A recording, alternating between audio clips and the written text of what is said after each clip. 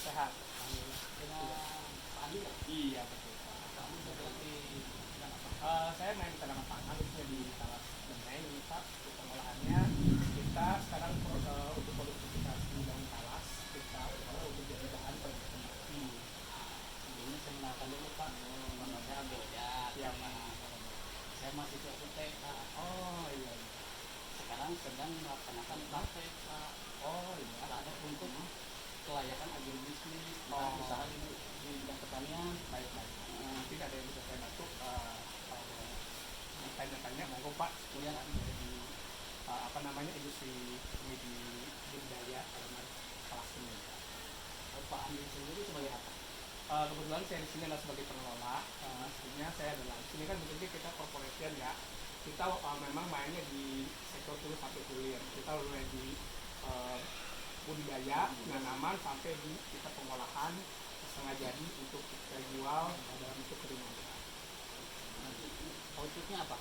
Outputnya kita ini untuk talas benih sendiri ada dua yang kita ambil. Pertama dari daunnya kita jadikan, kita olah untuk bahan baku rokok, pengganti tembakau, dan untuk yang si umbi atau pohonnya kita jadikan untuk industri tepung. Untuk outputnya jadi kita ada dua produksi yang dihasilkan dari tanaman talas benih ini. Untuk PT apa? Kita bentuk badan hukumnya adalah CV. Nama CV-nya adalah CV Saung Talas Pembinaan Indonesia yang sudah berdiri dari 2019, yang sudah dinotariskan akhir 2019 akhir Desember. Kepengurusannya gimana? Kita secara struktur manajemen kita ada apa namanya pengurusan secara umumnya. Kita ada direktur, ada direktur operasional, ada manajer produksi, juga ada bagian staff yang mengurusi sub-bidangnya masing-masing. Termasuk di bagian keuangan, bagian pengecekan kualitas kontrol, termasuk di bagian produksi yang memang kita semuanya itu ada standar-standar SOP-nya.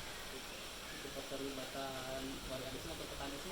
Jadi sistem yang kita bangun adalah sistem kolaborasi ya Pak, sistem plasma, di mana kita melibatkan para petani setempat untuk terlibat dalam program ini. Karena tujuan daripada bisnis ini adalah sesuai entrepreneur, di mana bisnis ini bisnis yang melibatkan masyarakat, sehingga masyarakat bisa terbantu secara ekonomi, khususnya ada jaminan pasar untuk produksinya. Jadi kita janjikan kepada masyarakat bagi bibit dengan sistem kontrak ya Pak, dan kita hasil panennya kita beli dengan harga yang sudah kita tentukan atau kesepakati bersama. Artinya petani nggak usah repot-repot lagi untuk menjual hasil panennya dengan jaminan harga yang sudah kita tetapkan dan maksudnya kesepakatan bersama. Jadi pasarnya tidak aman. Artinya di sini kita yang paling penting kan dalam pertanian itu selain dari tadi hasil panennya modal mungkin ya, dan yang paling penting adalah jaminan pasar atau pasca panennya itu sendiri. Jadi dengan adanya program ini, petani-petani itu nggak khawatir lagi mereka kemana akan menjualkan.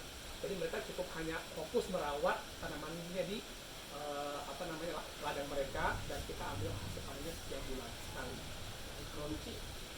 Untuk produksinya kita untuk tanaman kita dibudidayakan itu panen antara 3 minggu sampai 1 bulan sekali Pak, karena pertumbuhannya semakin cepat apalagi di musim hujan seperti ini.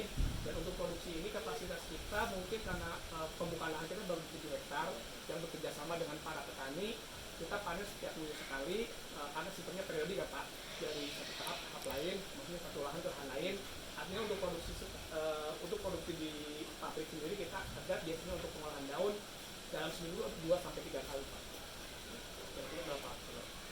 Untuk kapasitasnya per minggu estimasi sekitar 3 sampai 4 kintal daun.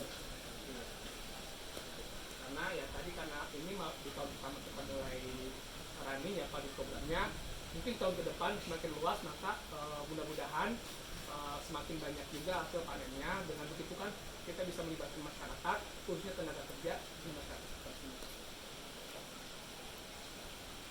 Terus ini Pak, ini kan termasuk bisnis ya? Ya. Menurut Bapak ini layak atau kalau kelayakan ini kan kita melalui segala macam aspek ya, ada analisanya. Kita juga ada perencanaannya, kemudian ada tinjauan dari segi manajemen resikonya Pak.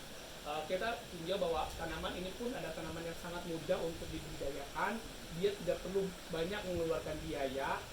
Di satu sisi tanaman bereng ini kan bisa tumbuh di bawah naungan Pak, artinya di dalam satu lahan kita bisa nanam dengan tanaman lain, misalnya di situ ada pohon pala, pohon durian, kita nggak perlu lagi buka lahan baru, artinya kita cuma hanya butuh tumpang sari aja di bawah pohon-pohon besar gitu Pak.